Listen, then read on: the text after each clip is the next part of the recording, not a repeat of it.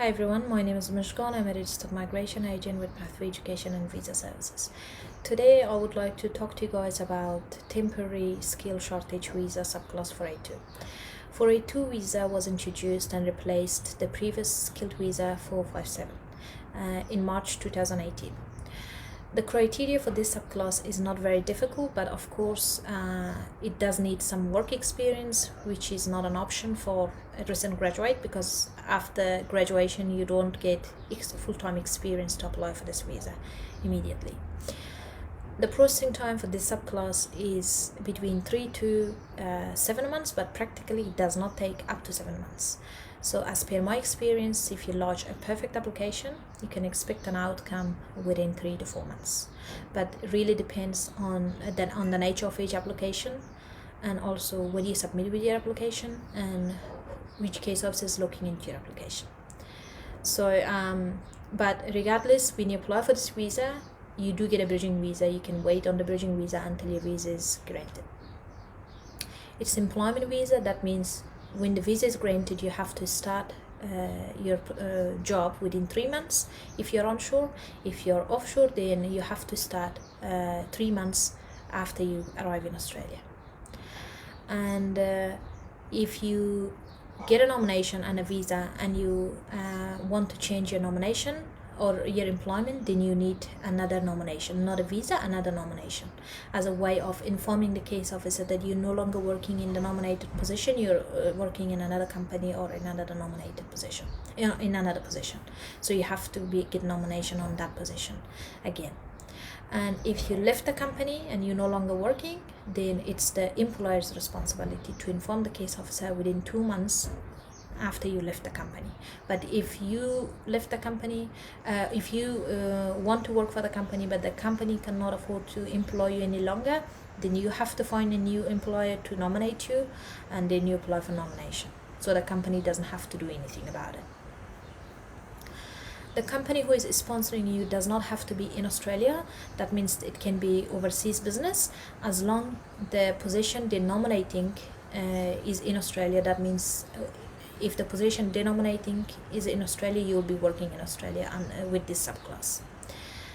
There's no age criteria for this subclass, which is a benefit for a lot of people, because for other skilled workers, permanent and temporary skilled workers, skilled visas, there is an age criteria, so not many people can satisfy that. And if people over the age of 45 wish to work in Australia for some years to get experience, then this is an option for you to consider. However, if you're considering 482 as a pathway to permanent residency, you will find it difficult to satisfy the age criteria when it comes to lodging your permanent stage. And this subclass has 3 streams. One is short-term stream, which gives you 2 years visa and occupation, and the short-term stream cannot lead to permanent residency. The other one is medium term, under which you can get 2 to 4 years visa, and it leads whatever occupation under this medium stream can lead to permanent residency. So you can apply for 186, 187 visa later on once you gain enough experience.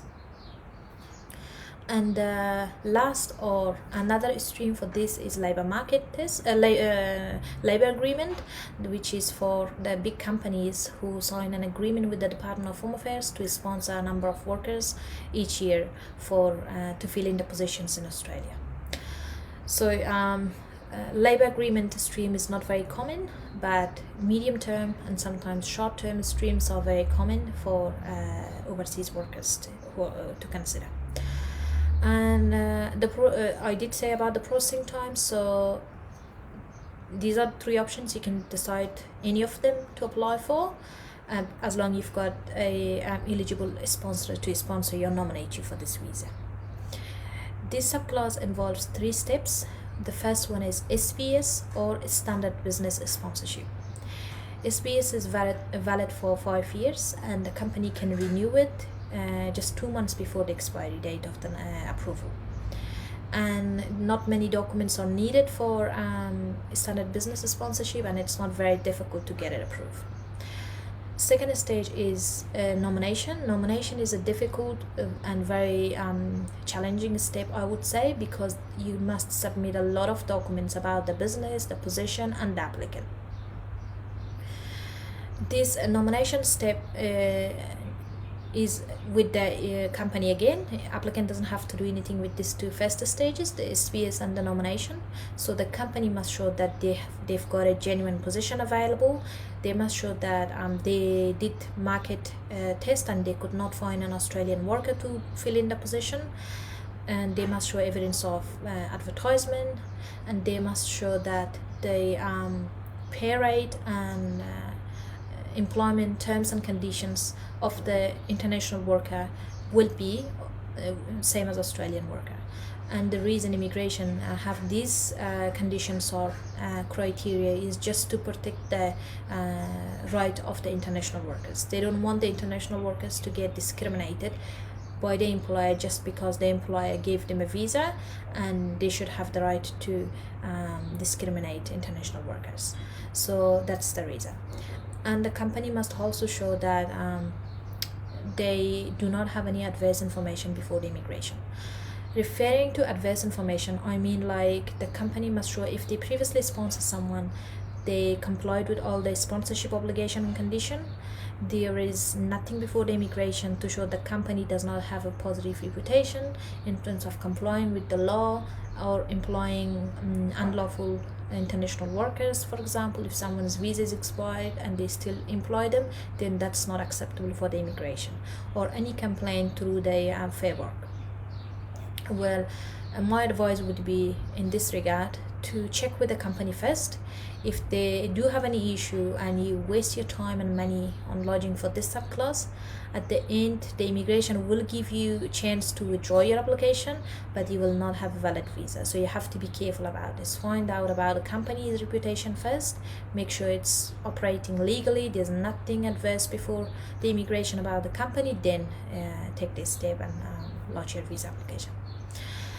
And for the last step for this subclass is visa application. Visa application is applicant's responsibility to lodge. With the visa application, it's the applicant who must submit all the relevant documents and make sure he or she meets the criteria. Visa application must be lodged after the nomination, so in steps: SPS first, nomination, and then visa application. And with the visa application, depending on your occupation, you may need to provide a full skill assessment. You may need to provide evidence of English, and the level will depend on your occupation. You need to provide health insurance as an international worker in Australia. You need to provide police clearance to make sure you don't have any criminal record in Australia or overseas. They don't ask for overseas police clearance if you apply for this visa onshore. I never come across that situation where the case officer asks for overseas police clearance for onshore application, but they can ask for that. But Australian police check is a must when you lodge a visa application.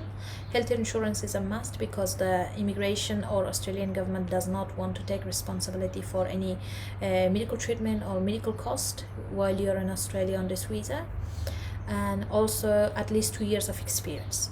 For this visa, one of the main criteria applicant or employee must satisfy is the 2 years of experience, and the 2 years must be related to your nominated occupation, and it must be at post qualification, so after completing your qualification. If your occupation needs qualification, then the experience must be after the qualification. And so these are the steps. For SPS, the company can use for more than once. So I explained before, when the company sponsor someone before, they can use the same standard business sponsorship to nominate you under that. And nomination is one per applicant or one per position, or once you can use it. So that means if your company sponsor you for a junior position, later on they want to transfer you to another branch for senior position, then they have to lodge a new nomination, because the nomination you got now is just for that position. If your position changes, you need a new nomination.